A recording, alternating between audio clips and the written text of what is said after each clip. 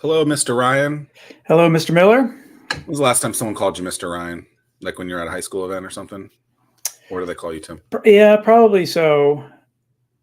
Is It's that just always like a weird. respect It's weird to thing? hear. Is it a I'm not com- respect thing, you think? Perhaps. I don't know. It's makes me a little uncomfortable. How about you? Do you like Mr. Miller? No.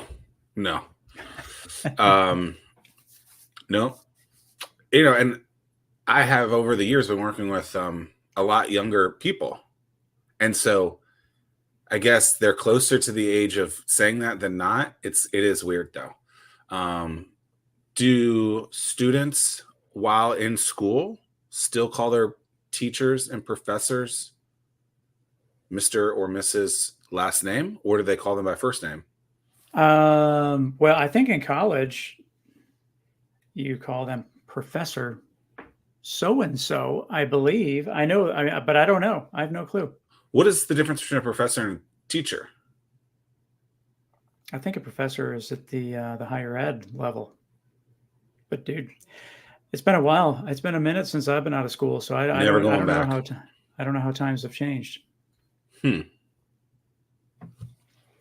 you meet today's guest at the Startup Earth Cup?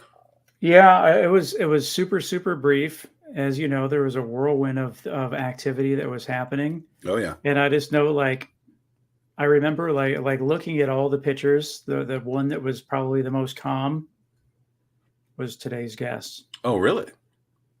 Yeah, That's I mean, cool. like everybody. Yeah, he was just chilling. You know, we're just His waiting first to go. pitch too. He told me. Yeah, dude, that's a big stage. A big stage to have your first pitch. Well, and it's an awkward stage too, because normally you can look out, but this way you gotta look up and around.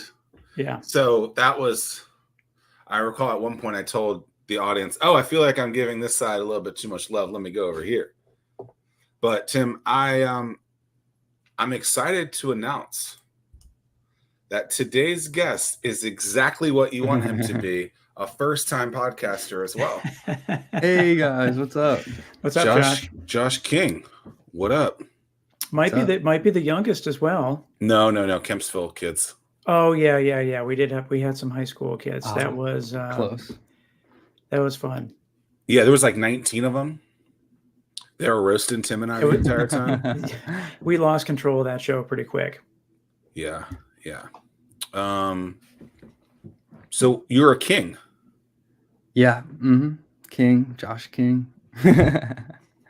Whenever I write my name, the J, I put a crown on top of it. I started doing that when I was in elementary school. I dig that. I dig that. A little Easter egg in there. That's cool. Cool.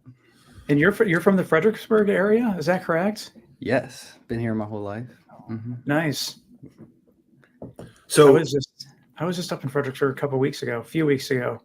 Oh, for the baseball game. Yeah. Oh, really? And, made a little party afterwards downtown. That was fun.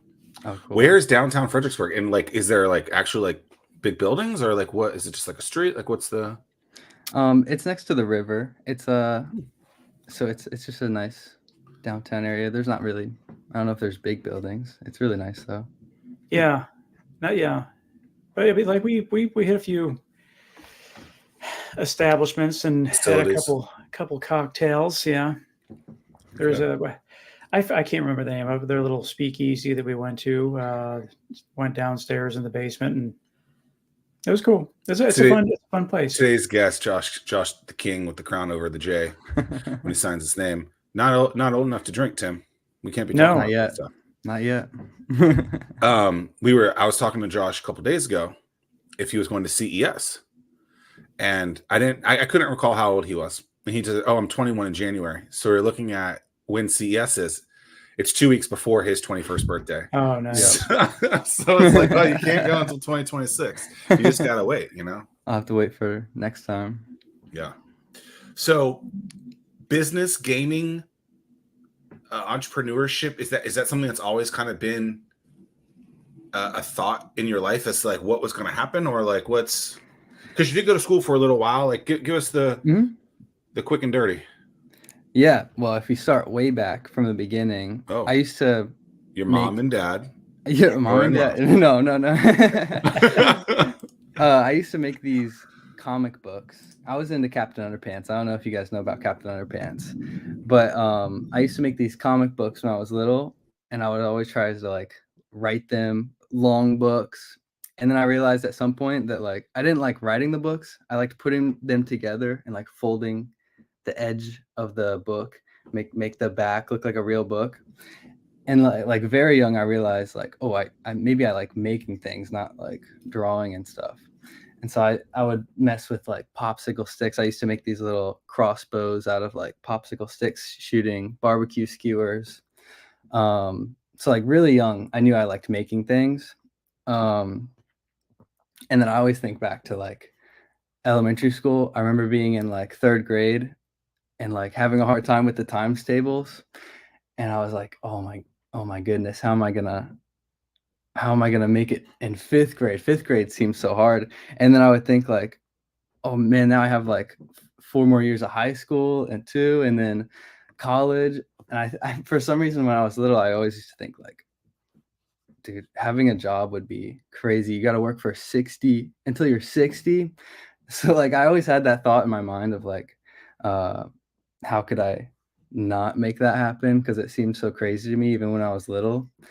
So I went to, so if we jump forward a little bit, I went to VCU, Virginia Commonwealth University in Richmond. And while I was there, I found out that I have ADHD because I had a really hard time making the deadlines in high school during COVID.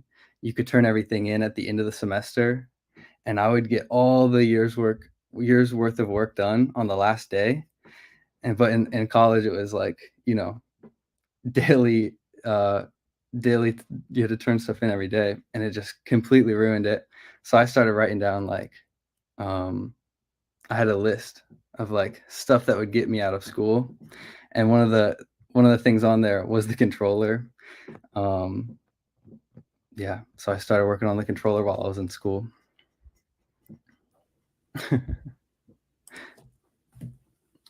Have you always been a gamer? Not well, yeah. I used to play Skate 2, if anyone knows about Skate 2, when I was really little, but we didn't really have internet here. We had satellite and it was really slow. So I never got to like play with my friends, play Was it Call called of Duty. Skate 2? Yeah, Skate 2 was the best with my friends. That's all we used to play. That's on the Xbox 360. Okay, so Skate is like Tony Hawk? Yeah, Tony Hawk, but like more realistic. You have one of the joysticks and you can actually like flick it like you would the skateboard. It's like it was really fun. Were you into fidget toys? Fidget spinners? No, I wasn't. I was a little too old when that was happening. Oh, okay. So you're throwing shade at me. I've been 35 years old and use a fidget toy. Whatever. I was I made this statement to my wife a couple weeks ago that one of the reasons that I like to go to the casino is to actually just play with the chips because I like to touch things. And I don't know if that's actually you touch true. those dirty things? I you have to make the money. You gotta throw it in, Tim. But I will tell you this. While I believe that a casino is cleaner than some places, it is an absolute atrociously dirty specimen of disgust. That's all. Anywho, lots there. Okay, so the deadline thing, you have ADHD. I know I have that too. I think that's really interesting. So you graduated high school during COVID. What year did you graduate? I graduated 2022, so we were in school senior year. Okay. I got to at least attend that. You feel like you lost any, I'm going to use the word life, but did you lose any life or the skills that maybe like that are missing now that you're like, oh man, like not being there for that year or two really screwed me up, or like what are your just general thoughts on that? Yeah, there's a lot there because like I actually feel like I enjoyed COVID. It was just like I was just playing Minecraft. I discovered Minecraft while I was in COVID, and it was kind of the best thing ever. But then looking back, it's like 2 years of high school doesn't exist. You know, it was just kind of a skip ahead, and but missing like academic stuff, I think it was probably pretty detrimental to me because, you know, I think that's maybe why I started like, I think everyone started slacking in COVID because you could just turn stuff in whenever, you know, no one's watching you take the test. You got your phone in your pocket and stuff. It was probably really bad. Yeah, it was probably not good academically. For Tim, me. as a parent, do you feel that way? What's that? Tim, as a parent, do you feel that Yeah. way? Well, I mean, certainly. I mean, yeah. I mean, like as a parent, the teachers, you know, like they had no idea how to manage students and work asynchronously and all that. So yeah, it was just kind of like everyone, they were just trying to get through it. Yeah. The history books will be interesting 30 years from now to be like, you know, did we play this the right way? You know, and obviously people are going to say one way or the other, but like it will be interesting. You know, if you really look, it does seem like we are a little lazier. We are a little bit more dependent than we used to be. Yeah. So it'll be interesting to see how the old history books, if they still have books, then I don't know. Well, this is the deal, man. But yeah, like my son Josh, he's a freshman at Virginia Tech, and so yeah, like if you did not know this, Zach, all your textbooks now they're all digital, so you do not buy textbooks anymore at all. No, everything is you buy the license online, so you can't. It's not like you can even sell your books anymore. Yeah. Well, how much does a license cost? He was in for like $500-$600 for okay, that's still bull. Yeah. Oh, it's total. It's a total because it scam, used to be anywhere from $1,000 to $1,500. These books were terrible. My senior year, I didn't buy a single book. I got straight A's.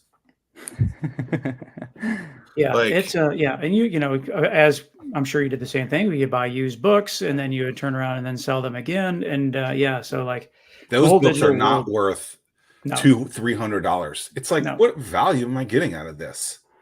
It's crazy.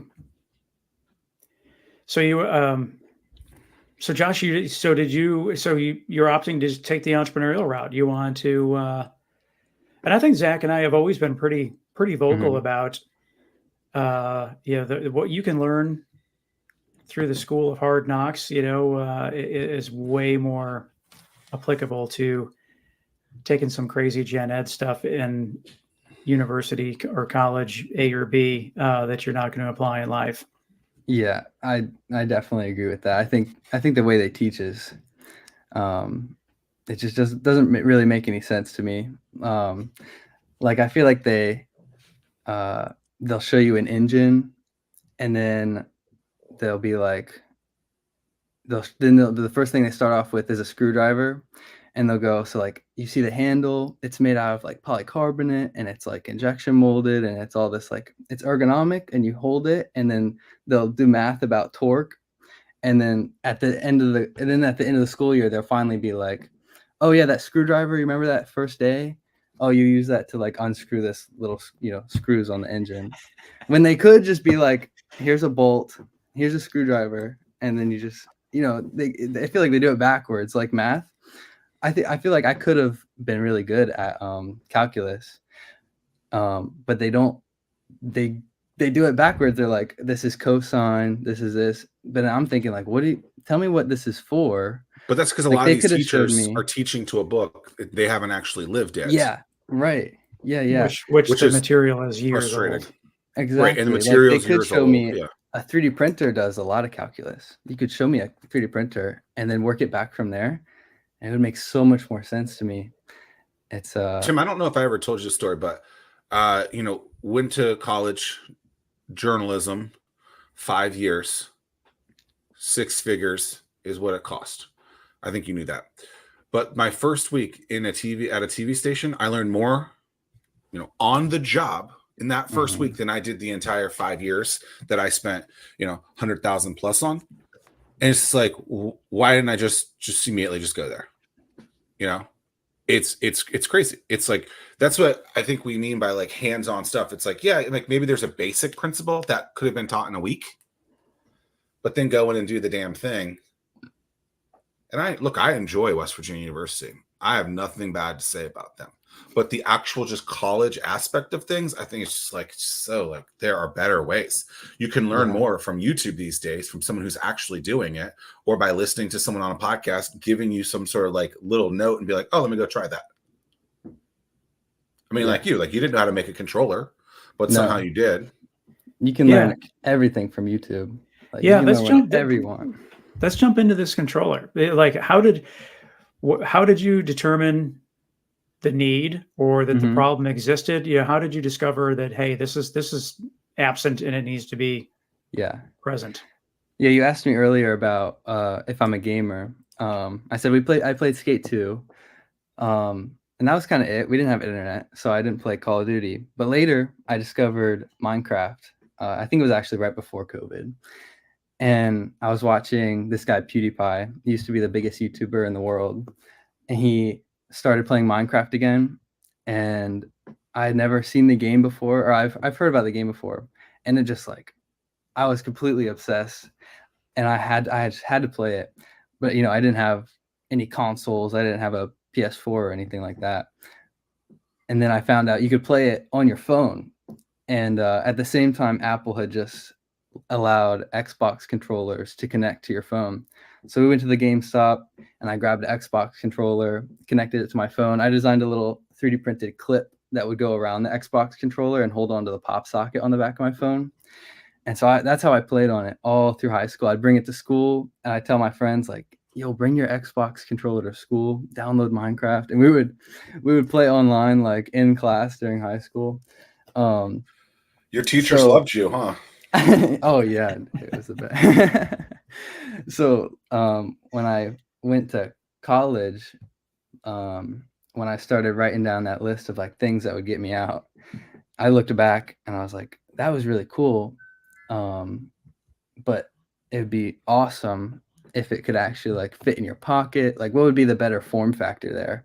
And looking at what was out there now, like the stuff that goes around it, I just didn't feel very like, it didn't feel very elegant. And so that's when I came up with the sliding, like looking at some other stuff, like the old phones that would slide out. They all kind of ended up on that form factor where it's like, you got that was my first smartphone, the initial Droid. Slide that keyboard out, start typing on it. You were an Android guy, Tim? Wow. That was my first smartphone. Wow, I can't imagine you ever being so mean to Apple. What happened? Why did you switch? Wow, so crazy. Do you have it in your pocket right now? I feel like it's all. I got it right here. It is always in my pocket. Got it right here. Boop. There it is. See, the thing that I like about that, it's just clean and simple. Oh, okay. Yeah. So that thing clip. I feel like the biggest part of it just, when it's on, if you told me this was a like new product without the screen on, without looking at the notch and stuff, it just feels like a one piece, like actual console. It doesn't feel like a phone with a controller strapped to it. What were you saying, Tim, about clean? No, it's just a super clean the kind of reminds me back of the initial Nintendo days. Like, man, I used to do game like Super Mario Brothers like crazy back in the day. The old square unit. Yeah. Yeah. Did you ever beat that game? I did. Yeah. Wow. Tim the Gamer Ryan. Yeah, those are fun. What about Skate? What about Skate 2? Did you ever win that? I've never played Skate 2. So like, I think my gaming days ended with Nintendo. There was a really janky controller. What, N64? Is that the one? There was, or no, it was Sony Dreamcast or something. That one too. That controller was like the size of like a Cybertruck or something. Yeah, it's just obnoxiously large. Yeah, I kid. Don't get mad, Tim. Dude. Oh, I You know see. what's He's got the you know what's SpaceX shirt on. yeah. You know what's funny about the Cybertruck though is all these people are like, oh, it's so ugly. I'm like, yeah, but you're talking about it, so obviously the free marketing is Dude, working. it's like it's the only vehicle on the road that has no badging whatsoever. It doesn't need any badging. I figured out where that Cybertruck in my neighborhood is. Oh, did you? Mm-hmm. It does not fit in their driveway. Okay, so you got the unit. You somehow then start getting on YouTube and walk us through that, because creating a YouTube page and uploading a video is good, but getting almost 500,000 views is a completely different game. Yeah. So there was another thing on my list of things that would get me out of school, possibly. And it was this thing right here in the background. So I started working on this while I was in school too. It closes its wings like that. You wouldn't think it could fly, but it opens its wings up. And then so like midair, you can close its wings and it'll just fall from the sky. And you can actually kind of control it while it's falling. And then like last minute, you can open the wings up, and kind of like Buzz Lightyear in that one scene in Toy Story. So I made it, and then I was going to make a YouTube video on it. But then there's this YouTube channel called Flight Test. They do all kinds of RC stuff. They kind of invented this like way of making RC planes with poster board and cardboard and stuff like that. And they have an event in the summers where they just have like hundreds of people that come with all their RC planes, and they'll fly them. They have all kinds of events. They even like have combat where everyone puts all the airplanes they can up in the air and just like smash them. So there'll be like 300 airplanes up in the air all at once running into each other. But I went there because they always film the coolest airplanes, and I brought this one, and they actually did film it and put it on their YouTube channel. And there was even some more YouTubers there, like Peter Schriepel, and I had my YouTube channel name Eternal Progression on the wing. So everyone's video I was in, my channel name was there.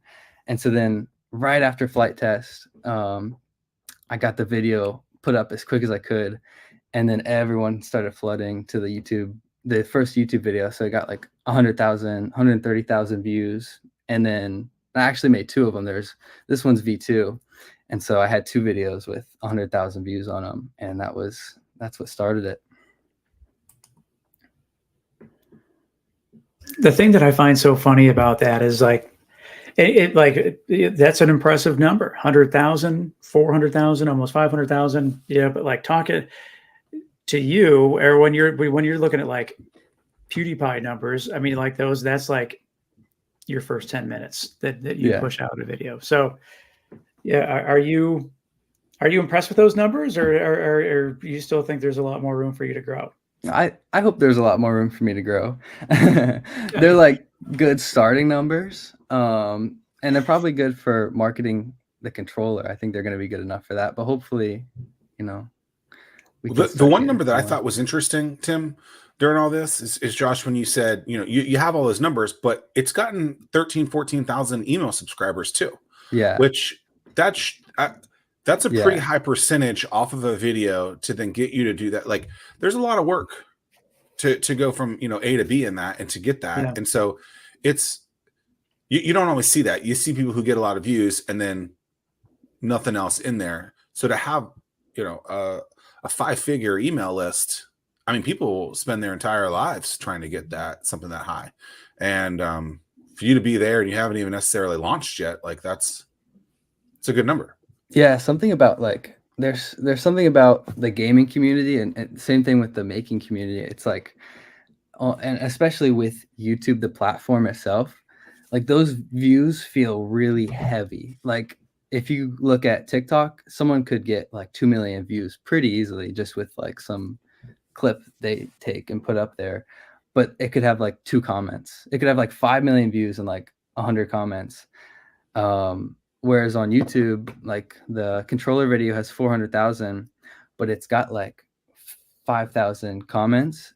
And like if you compare it to Mr. Beast, it's a 11-to-1 comment ratio. So like for every 1 comment he has on a video with like 100 million views, there's 11 on my video. So it just feels like you know, there's 400,000 people watching, but they're all really, really interested in the video. When you watched the replay, Tim, of the World Cup, did you notice how many fans he had on the chat? That's where I was going to go next. I was like, yeah, you know, your fans seem pretty loyal because, like, if not, I think all the comments on the stream were in support of you. Yeah, they're like, where is this kid? Let him start. let him just be the only one up there. That's funny. Yeah, I posted on Instagram and YouTube, like, guys, go to their live stream. I don't know who's gonna be watching it, but you guys gotta go watch. Gotta comment.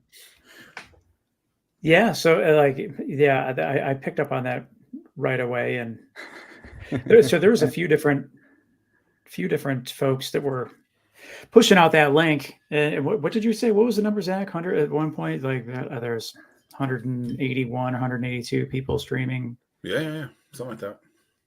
I got a picture somewhere. Someone sent it to me. But yeah, somewhere around that. How are your parents involved in this? Like, what? Like, you have this list. Mm-hmm. I would love to know what else is on this list. By the way, like, it should be. It's good. You'll have to sign an NDA. Okay. No. Well, I guess I'm never going to see that list because I'm not. But so you have this list. Your parents, like, what was that conversation like? Hey, I don't want to do this. Like, because that's a bold move. Risky. I don't know. Like, but it's definitely, they were probably expecting you to go for 4 years and whatnot. So walk us through how that went down. So I'm really lucky. I was talking to them. There was a call we had in, I don't know, it was probably November or something, the first semester. I watched a podcast that talked about flight tests, and that's when I got the idea to go. And I was like, all right, guys, like, we got to go to this summer. Like, I think it could do, you know, this for my YouTube channel. It could do this and this. I had a bunch of aspirations. I was telling them all about it. And they're like, okay, we're going to go. We'll see what happens. And then when we went, and everyone at Flight Fest was like, thought the airplane was cool, and everyone was like was talking about it and stuff. And I hadn't even posted the video yet. My dad was like, well, you got to take a semester off. I didn't even ask him. He was just like, I think you should take off a semester, because I was not happy in school at all, and he could tell. So I didn't really do anything. He was just like, and I think he's always wanted to do something like this too, and so it was actually kind of easy. He was just like, yeah, I think you should take a semester off. And then he was like, but if it's not working out, you'll have to go back next semester. But luckily it worked out. Yeah. And where do you stand right now in terms of with the product, getting it to market? You know, what kind of timeline you're working with? Yeah. So we're working on a YouTube video right now that I want to get up pretty soon here. That's gonna, go over and like kind of announce the version 2 controller. And we're gonna do I'm gonna start posting like, every week, and then shorts every day. We're going to do a Kickstarter in about a month, or at least definitely 2 weeks after that video is posted, which will be the pre-order for the controller that will come out March of 2025, or at least Q1 of 2025. So that's the timeline we're looking at right now. What gosh, I just like the power of the network. I mean, it's just interesting how you and I met indirectly. As we talked about earlier, you're from Fredericksburg. Good friends, Mike Loving, Steve Du Bois, they're from Fredericksburg. And like, I just remember Mike calling me. He was like, man, dude, you got to check out this video. Yeah. He was just super, super hyped and stoked to see this. And then, so I watched it, and pretty cool stuff. So then you're hooked up from an IP patent thing there, but you've just continued to expand your network, and then next thing you know, you're pitching in the Startup World Cup that we talked about, and you're getting ready to launch your Kickstarter campaign. Is that just something that are you just rolling with the punches when it comes to that stuff, or did someone sit you down and say, hey, you got to listen to people that have been there? But because some people are really open to it, and some people are like, no, I can do it myself. I don't need your help. Oh, I'm just making all this up as I go. But it is amazing what you can do. Like I like if you told me you could just start a company, this doesn't make sense to me at all. And I probably still don't really understand it. But yeah, you gotta reach out to other people. You can't do everything yourself. When I first started thinking about this, I was like, oh man, it'd be cool if I just did everything by myself. But then that would take like 5 years. And then what are you supposed to do? How are you supposed to make money in those 5 years while you're working on it? You gotta get a team. You gotta spend some money to make it happen.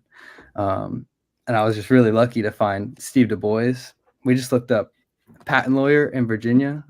His company was the first one that came up. Oh, SEO works. Yep. Yeah. And we just got lucky that he also helps do startups.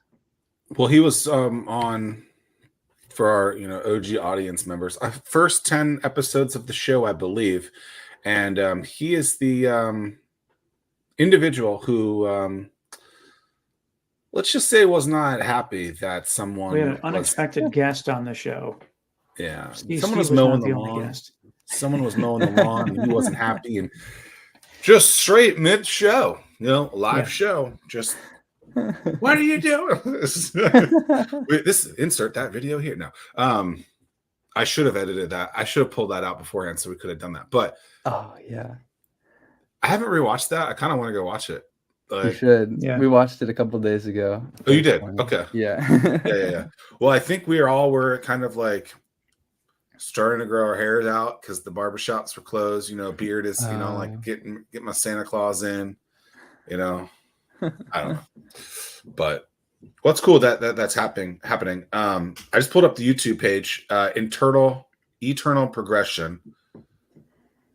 Some good views on there. So what's going on with the plane? What's going on with the Buzz Lightyear thing? You just put it on hold? What's the? Oh yeah. So if you look on there, it's all RC stuff, and then the newest video is completely different.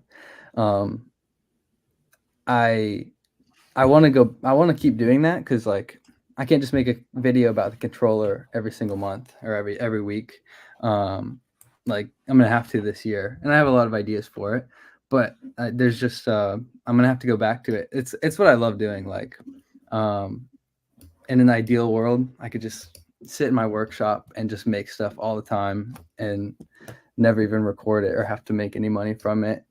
So I love making this stuff. And I have a lot of ideas for the YouTube channel, and I definitely want to go back to it.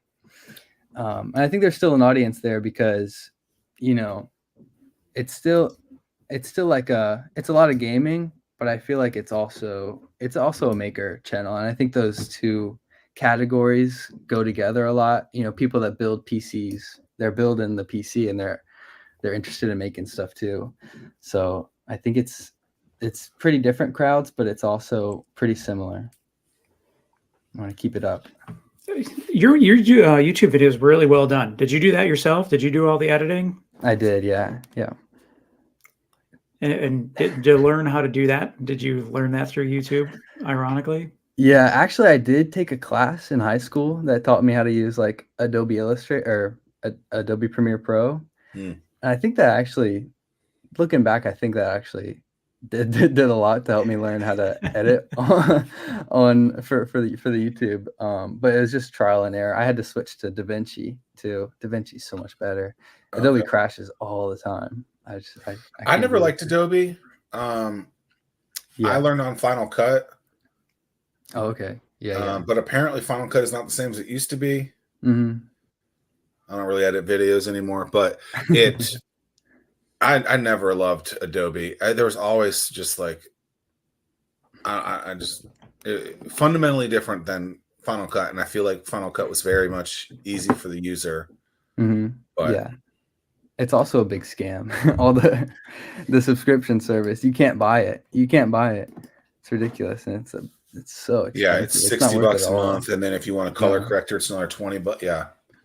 big scam, and they don't fix any of the issues either. They're just like, oh, they come out with AI. They're coming out with all this AI stuff, and then they're like, it crashes every 20 minutes. Let's put that under the rug, and you're paying $60 a month for it. It's wild.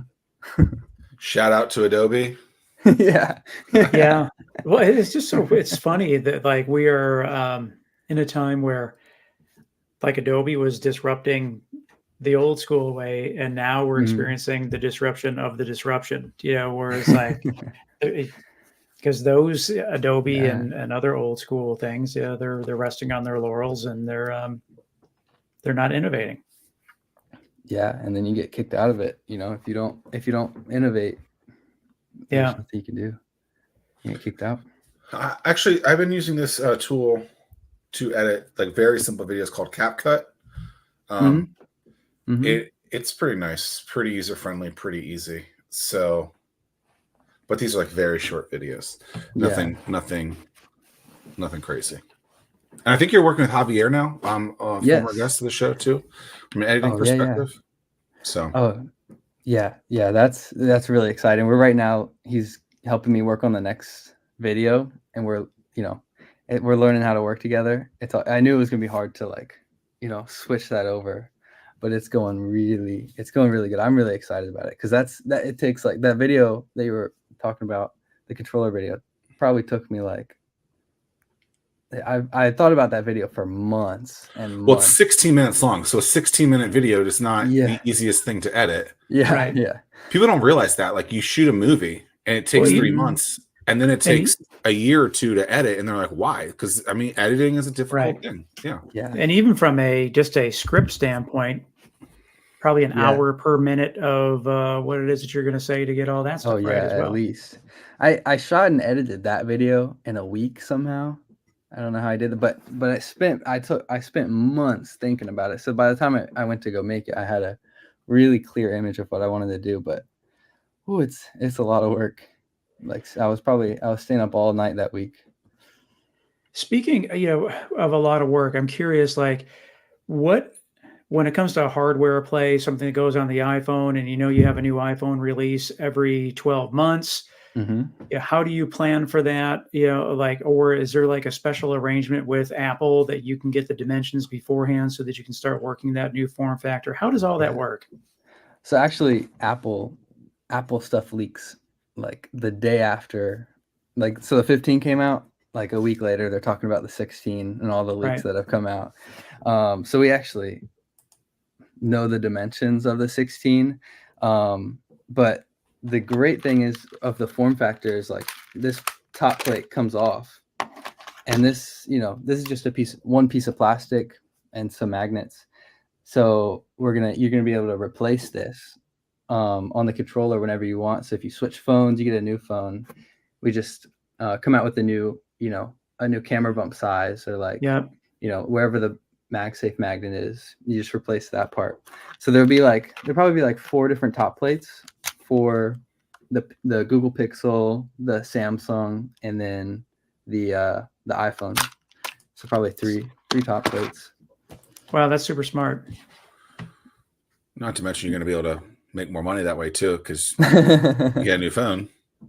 I mean, you're able to make money that way, but you're not, but it doesn't force your customers to have to buy a whole new unit every single time. Yeah, I'd rather them keep using it, and because like the backbone, I feel that form factor in general, maybe not the company, that form factor just feels like whoever came up with it is like maybe not the person that actually uses it every day. Backbone, are you familiar, Tim? It's you take the phone. I should get it. He had it on stage, and then it has the controller around it, so like you're playing like this. And they're very popular. They're very popular, about $100 each, I think. Yeah. So you plug that into your phone, but if you have a bumper of any kind of way around it, it doesn't fit. So you have to take it off, or at least that's my understanding. And very popular, but it's a lot of work to go in and out of to do other things. Right. And this works really good. Like when it's on, like this feels like a Nintendo Switch. But I feel like, does the CEO have it in does he work on, does he use it a lot? I don't know. I feel like a lot of people buy it and then it gets dusty on their shelf for a long time. You want something that, like, you can sell it to the person and then you make your money, but I want them to I don't want it to get dusty on their shelf. You know, you want them to be able to buy V2 when it comes out. If it's on their shelf, they're not going to buy V2. They forgot about the thing. It's broken, you know, it's all dusty. Yeah, because I don't remember what iPhone it was that Apple made the big announcement, or maybe it was an iOS release, but the Apple made the big announcement about the Apple Arcade and how they're going to be expanding that, and they're going to be adding all this stuff. But that was like the big thing was like, it's just kind of super clunky to try to game on a iPhone without some sort of a controller. And do you think that will knowing once other gaming companies or games learn about your controller, do you think that could possibly push more games to come to Apple? Yeah, that's what I hope, and that's what I talk about in the video. Like, that's kind of the big dream, is that this controller comes out, it's like actually makes that like something that people want to actually do, you know. And I hope that people, you know, big developers like PlayStation, Activision, will start making games and thinking about iOS or the Google Play Store when they make their game. And then also, I really hope that people start making games specifically for the phone, because there's a lot of games on the phone. There's a lot. Like, I have a whole folder. I'm gonna have to make a whole video about it, because Apple also doesn't really promote the good games either. I feel like they're really bad at that. They don't know what the good games are for the phone. Like, they have like Death Stranding, Resident Evil, which are like really big AAA games, like that you can play on your PlayStation 5, that probably came out like a year ago. They even have one that's gonna release this summer, and it'll come out on the phone at the exact same time. That's really cool. But do I really want to play a huge game like that on my phone? Like, not really. I don't really want to play like such a big game that takes a while to load. You're watching cutscenes for like 10 minutes. Then, like, if you need to go, which you're on your phone, if you want to text someone, you have to leave the game, and then it's really annoying. And I hope that developers come and make games specifically for the phone. Like, back in the day, the DS had the games that was like, you know, it's specifically for the DS, and they know that you're gonna probably close it and you have to like go get your coffee when the order's ready. It should be games that are like actually made for on the go for the phone. Like, if you should be able to FaceTime someone, and like the game would know that you're on FaceTime and make like an actual spot in the corner of your screen for when you do picture in picture, and you can actually like play with that person over FaceTime, and it would be meant for it. Knowing how many, it makes a lot of sense, right? But knowing how many people are so ADD and going back and forth, and screen time is obnoxious, but yet games is at, you said the number on stage. I can't remember what it is, or at least I think you did. Like, it's a very large, in the billions number. 184 billion. Yeah, 184 billion of mobile all gaming in total. All gaming. Okay. 132 for mobile gaming. Okay, so it's like that's a crap ton of money, right? Yeah. $130 billion. But you got to go in and out of the game, because you know your homeboy is texting you about something, and your mom is sending you the recipe for the meal that you're gonna make. Like, you got to be able to do that. It should be so much easier for them to toggle between that. Mm-hmm. And it's like, for something that's giving them that much money. I mean, it's not like it's $5. Yeah. The AAA games like Death Stranding it's like a $60 game. And so like, I think all that money comes from things like that have microtransactions. So like Candy Crush. Like Candy Crush. And those are like the games you play like this. Well, there should be like an in-between. There's so much money to make there. These people are obviously interested. Like, there should be an in-between between that game that's like, you're just literally dopamine rushing, and like the AAA game. There should be an in-between where it's like, you can have the best of both worlds, where it's like, you can play a really quick game, but it should be, you should be able to, it should be 3D, and like, you know, anything you want, a shooter game should be built in that you can leave the app, open Instagram, and then go back to it.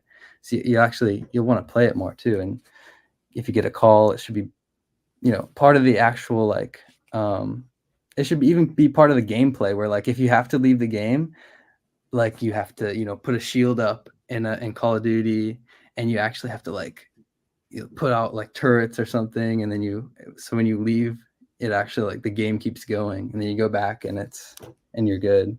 But a lot of them, they'll just kick you out. If you're playing Call of Duty and you leave the game, they're like, oh, your session ended, you have to leave. It's crazy. It doesn't make sense why they haven't done that yet. It's interesting stuff. Yeah, I mean, it's certainly stuff that I don't think about, and I think that I am probably representative of the age demographic of those people that make those decisions in terms of what's going to be developed and what's going to be pushed out, Right. and they don't live that world every day. So Right. like, yeah, and right now it's such like a when you say mobile gaming, you think of like your little cousin coming up to you and being like, "You got games on your phone, dude?" Like, you're thinking of like Subway Surfers and stuff. There's a stigma towards mobile gaming right now because that's what you think of, and so like I think that's also what's keeping it stagnant is like we're really stuck in those two versions where it's like we're trying to get AAA games on the phone, and there's also, but what's working is Candy Crush, and they're kind of stuck in between those two. yeah, it's interesting in the sense of so like in the back of the Cybertruck or the X, or even actually and in the back of all the Teslas now, they got their screen, and you can game. You can connect an Xbox controller, and you can game with in the back seat there. But it really, like, to me, while driving. No, in the back seat. So like, whoever's your kids are in the back seat. Mm-hmm. In the they can watch Netflix. They can go to the game console. There's screens in the back seat. Yeah, I didn't notice that.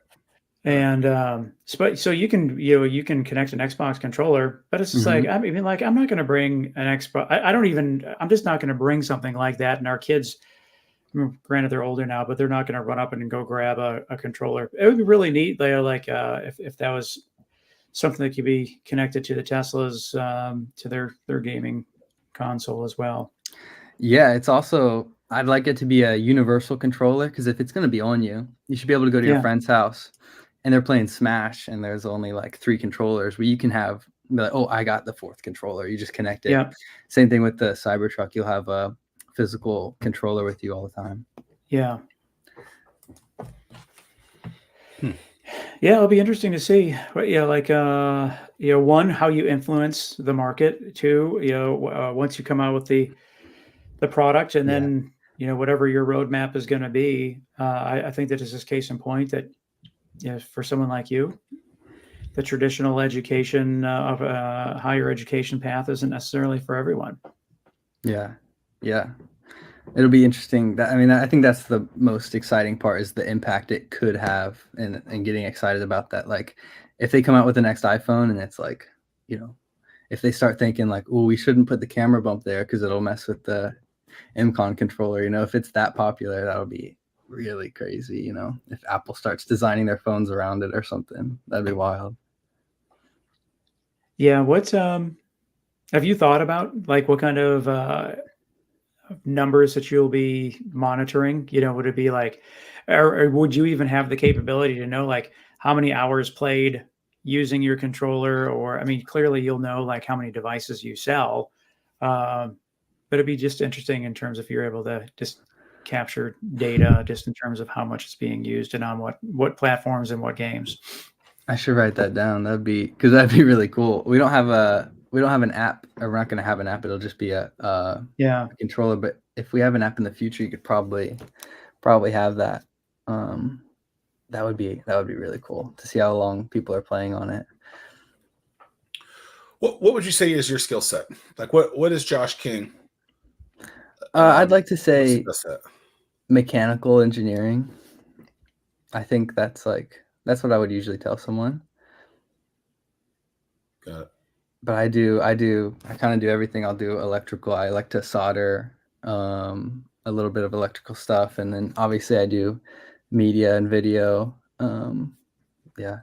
And you're all pretty much self-taught, correct? I mean, like where did you learn how to solder, or where did you like pick up mechanical and electrical engineering skills? Actually, my dad used to solder. Like, he had this like really old soldering gun, and he would solder in the trucks, in the all the wires in there. But I think I learned all of it from YouTube. Like, flight test was huge, because that, RC was the biggest thing for me, because I got like this RC truck when I was little, the Gravedigger, and it was like the best thing ever. It was like it would go like, it was 30 mile an hour little RC car that you could just like jump, go up trees and stuff. And that got me into the RC. And from that, just YouTube flight test, RC, the airplanes, you have to solder, you have to learn, how batteries work. You have to learn radio, a little bit of programming for like the drones and stuff.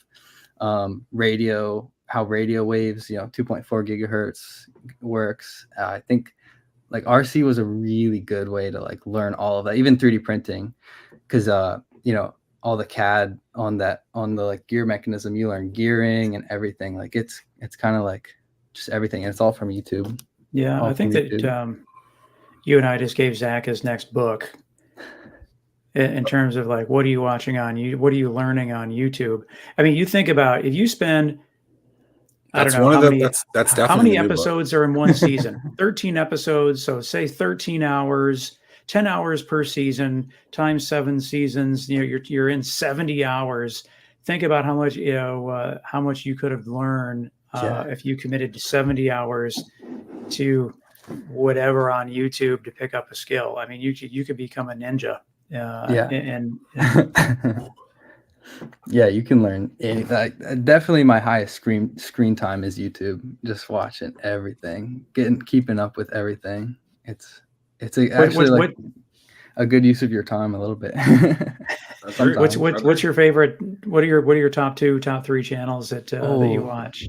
Oh, I'm subscribed to so many. I'm probably subscribed to like over 1,000. Oh man. Wow. And I probably keep up with a lot of them. Okay, top engineering channel would be like Colin Furs is really cool. Stuff Made Here. He does everything. He's got like the CNC machine, Tormach. He's a programmer, a mechanical engineer, and an electrical engineer, but like he's top tier at all of them. So he can literally just make anything. Engineering, that would be the best one. I'm also really interested in like more like video essay style videos. I would say like Vsauce or Solar Sands. I'm sure maybe someone in the audience knows who those people are, but yeah. One of my questions is, do you remember the first YouTube video you ever watched? Oh, actually, yes. It was definitely how to make a paper airplane video for sure with my brother. The first time I knew I was actually watching YouTube though, it was flight tests. I was actually watching a TV show called Outrageous Acts of Science, and they were showcasing one of their airplanes. And then I think I looked it up later. At some point I discovered like that you could watch. I was in my mom's car, and I had her phone. I discovered that, it has like internet wherever you go, and that like blew my mind. So I looked up flight tests, and that was like one of the first videos I ever actually watched that I knew was YouTube. That's cool. Yeah. One of these says, what YouTube channels do you watch? Lots of good stuff here in the new Zach Miller book. What are you watching on Netflix? Josh, I'll send you a copy. Cool. Yeah, please do. I don't know what else to go. When you were on stage and you were with, let's just call them more mature businesses than yours, but as Tim says, you were very kind of stoic and even keel and didn't look nervous. I think it's really one of those things. Josh didn't know what he was really getting into. I mean, you probably had some idea, but you really kind of didn't. And I think in some aspects that probably helped you. You didn't like psych yourself out. Yeah, I liked you guys kind of kept everyone in the dark a little bit about all the little things. So I was like, I was lucky I went 8th 8th because I was watching. I was like, oh, where's the timer at? When do they start the timer? When does the timer, how fast is the timer going? Where's the slides being shown at? So you're able to understand it a little bit better. Okay. Yeah. I feel that. I don't know if you've gotten this, Tim, but I've gotten a lot of compliments on the non-traditional way that we did certain things of it. Yeah. Yeah. I'm still shocked that the judges all stood together. I had no idea. Josh, if you do another pitch competition, I guarantee that they will not be nearly as entertaining as what you witnessed a couple weeks ago. It was cool. I liked it. Yeah, I liked the timer and everything, and it was like, because I got up there, shout out to Swim Nerd. Yeah, gotta finish it. That was I can't remember if I said to you, Tim, do we want him to do it? Because he's done some before, right? And local Virginia Beach company, they do. That's like for swim practices, so that you know where to keep going at from a cycle perspective. And he did a Kickstarter about 6 years ago. Did very well on that. So I know him well, and I reached out to him. But he first said no. And I was like, come on, dude. Like, and Tim's like, he said no. And Tim's like, well, is the clock done too? It would not have worked without him there. So I'm glad he was there. It helped tremendously. Obviously, showcasing companies is something that we were trying to do. It wasn't just the 10. I think we were able to showcase, if you include his, 21 companies, which is what's your parents think for that? Yeah. Oh, the whole event? Yeah. Oh, they thought it was awesome too. I had way more fun than I thought I was going to have. I was kind of expecting, because I started writing it, and I was like, we actually had Mike Loving do he took the slide template and then filled it in. And I was like, this is, very businessy. And so I took it and I was like, I'm just going to make a live YouTube video. And so that's why it was I did a story, but I thought it would be I was writing it thinking there would be it would be kind of boring, like old people in the crowd, kind of boring, bored. So I was trying to write a story that would go with that. But it was way more fun than I thought it would be. So it worked out really good. It actually fit in, that story actually fit in pretty good. It was a lot more fun than I thought it would be. It's because of the DJ. What was your hype up music? Oh, I actually did. It was hard for me to pick. Because I wasn't sure if they were going to do it right, I wanted to send in an MP4 that I edited to fade in and fade out. Because in the video I have this song from Home, and they have the best music ever, but it had this beat drop, and I didn't want the beat drop to be in the wrong spot. So I actually did Radiohead, right? Yeah. I want it was between Kanye West or or Radiohead, and that song is my favorite. What Radiohead song was it? It's called Weird Fishes. Okay. It's really good. It's from In Rainbows, one of their top albums. It's my favorite song of all time for sure. There you go. Tim was a PIMP. That made me laugh so hard. I'm like, what's this guy doing? Send it up. All right, here we go. The mean streets of Virginia Beach. Watch out. Where's your top hat? It was a lot of fun. And I'm glad that you were able to participate and you seem like you're savvy enough to take advantage of those opportunities. The judges, I was only in the deliberation room for just a few short minutes because I was introducing the next keynote speaker, but and changing. Yeah. There's a lot going on backstage, but I know the judges, they thought very highly of you, and you're introduced those judges, so definitely stay connected with them and continue to leverage that network. And I'm excited for your future. Yeah. Thank you. Yeah, I'm definitely going to keep in contact with that. I've met a lot of people there. It was definitely worth it. It was awesome. All right. Well, your first podcast, you did great. We're done. You guys can check them out at m-con.tech. Yeah. Check out the video. Support the Kickstarter. It'll be out very soon. And appreciate your time today, Mr. King. Yeah. Thank you guys. The King. It was Thanks, awesome. Josh. First podcast. Woo, let's go.